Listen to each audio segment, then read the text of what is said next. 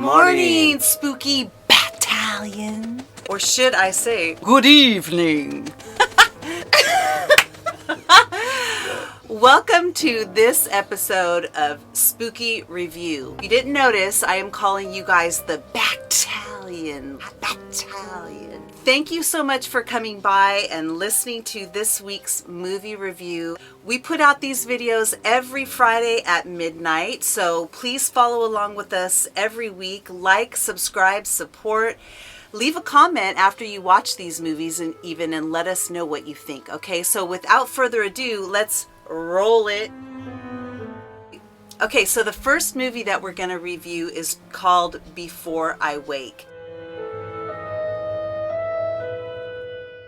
And this movie actually came out in 2016. There are so many movies that we just have not seen. So the movie starts off, first of all, this is definitely a thriller. There is no blood and guts in this movie, so if you are shy about watching blood and gut type of movies, it is the right movie for you. So if you are a little squeamish about watching, movies that have blood and guts, whether it's a lot or a little, this movie is for you because there really isn't any blood or guts in this movie, but this is definitely in the thriller genre, and it has a really good storyline. So it grips you right from the beginning because it opens up on a scene of a little boy, and then you see, kind of this dark house, and this man walks into the bedroom and he's holding a gun, and you see that this guy is going through something, and obviously the implication is he's considering shooting this kid. So right off the bat, this is like a nightmare for anybody to be watching this. But it doesn't enter the stage for me of like being traumatized by that scene, because you can see that the man is struggling with it, and we get the sense that there's a reason why he's doing that, and it's ominous, but we don't really know why. And ultimately he is not able to do that, and from that quick scene it moves right into where the whole story is going to take place, because this child goes back into foster care and is adopted again. And so the story does have a lot of jump scares in there that are, if you love that kind of thing, you're definitely not going to be disappointed with the jump scares. But I was really fascinated with watching the story unfold, because it really is a small setting. The whole thing, pretty much, most of it takes place inside their home. And we see that this family that is fostering him, they are also dealing with a trauma. They lost a child, and so already we're feeling for them, and this is good. And it also, another thing that it does for these movies is that, any good story is going to tap into giving us a reason to care about these people. And this is where some movies in general and all genres go wrong, and books too. They go wrong because they don't give us any reason to care about the people that they're showing us. And in this instance, we immediately feel compassion for these people because we know that they have had a huge loss. But they give us little snippets of what they've been through, and they kind of lead us into what's going on, but they focus mostly on the little boy, and then we're getting little snippets of their own trauma. And so what we have these two adults that are willing to open their home and foster this kid, potentially to adopt him. And we have this kid that has all these mysterious things that have happened, with his parents and two fosters before that. And we know there's something ominous there, but at the same time, the kid is super sweet. It's like different. There's nothing dark that comes out of the character, right? Because in some of these other movies that we've seen in the past that it's affiliated with like a boy or a young girl, there's always some slight, like, oh my goodness, there's something wrong with the character, right? There's something like, okay, this is a little spooky. But in this, it's backwards because you feel for the character a little bit more, I think. Usually in movies that involve kids, there's a clear antagonist and the kid is the freaky one. Right? Like in this case, it's like you're feeling sympathetic for all the characters. So you're like, where is it going? Right. So we don't, and that's the beauty of it, because you don't know where it's going, because usually when there's a kid involved and there's something kind of ominous going on, they're already letting you know that the antagonist is going to be that kid, right? Well, here we have three people coming together who have all experienced trauma, and they're making us feel sympathetic to all of them. So that increases the anxiety too, because it's like, well, who's the antagonist then? What's going to happen? And so any story that can start off with some pretty typical themes and lead you into still not knowing what's going to happen is pretty good. So it started off really good. And I have to say that I wasn't disappointed, because we start to see all these really weird, freaky things that are happening. And we also start to believe that potentially the mom in this instance, we start seeing her go to the dark side a little bit, because we start seeing what her trauma is making her into. You see how trauma affects people and make them do things that are just unreasonable. Or what they wouldn't normally do, right? So the movie definitely gets you going into thinking about and giving you all those anxieties, those build up, because you're also, if you're a parent or you just have this logic in what scary movies do, right? They make you go, well, don't do that. Why are they doing that? Right, the typical anxieties where you're like, why is she doing that? Like, how come? Like, so it does give you all those things that you're looking for any type of scary movie or thriller or. Yeah, like I literally at one point was like, I totally want to kick her teeth in right now. So I was starting to get angry at this character because she was doing things, but I also, you could see that she was making these irrational decisions because she was trying to heal her own traumas. But as a parent, it's not about you, right? As a parent, you have to be 100% focused on the child who clearly came with some trauma. And so you made a really good point when they're in that kitchen scene and they're talking. They switch the roles to what usually is a mother is that self-soothing to the kids, or if something's going on, it's usually a parent, usually the mother in a lot of cases, tells the kid, okay, I can go over there, can you sit over there while I talk to dad about something, or if we have something to talk about, or it's always that. So in this movie you see a lot of, which is nice to see, the back and forth roles that you would normally see, say, a mother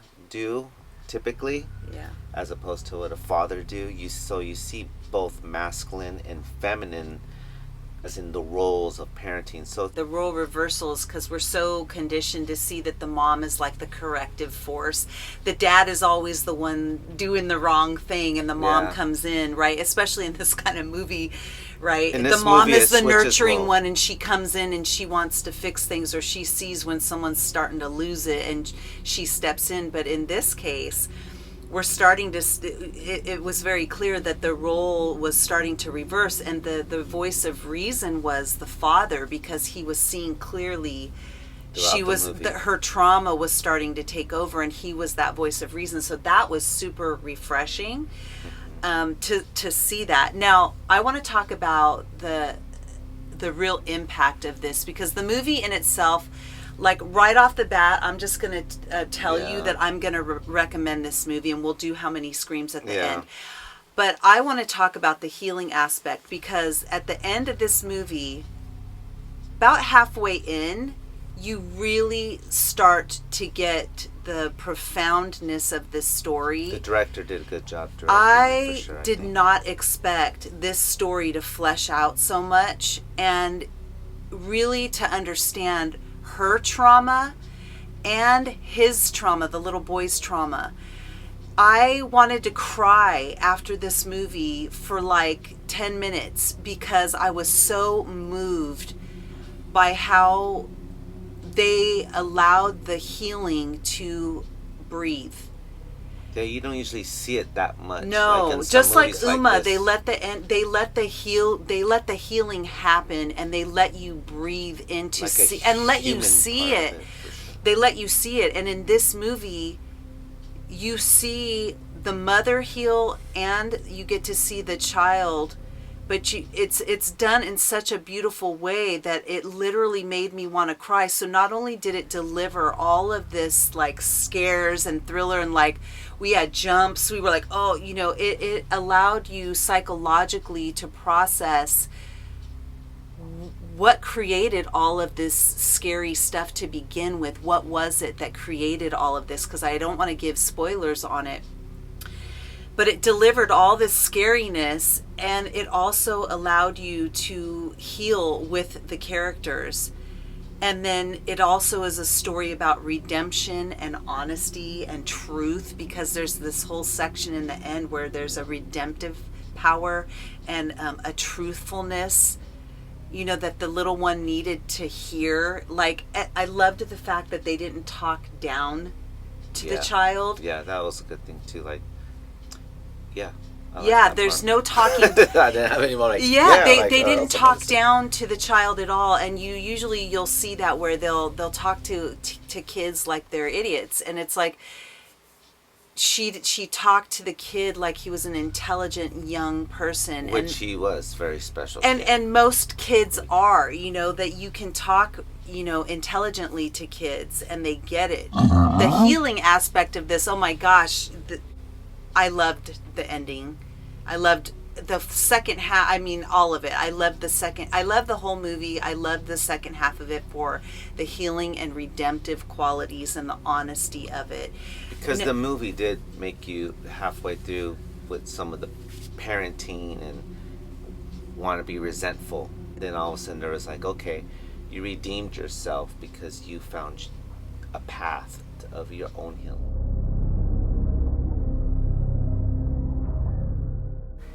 What are the life lessons, without giving spoilers to the actual story? What I got is can't give up, basically. You can't give up on working through your internal struggles or traumas.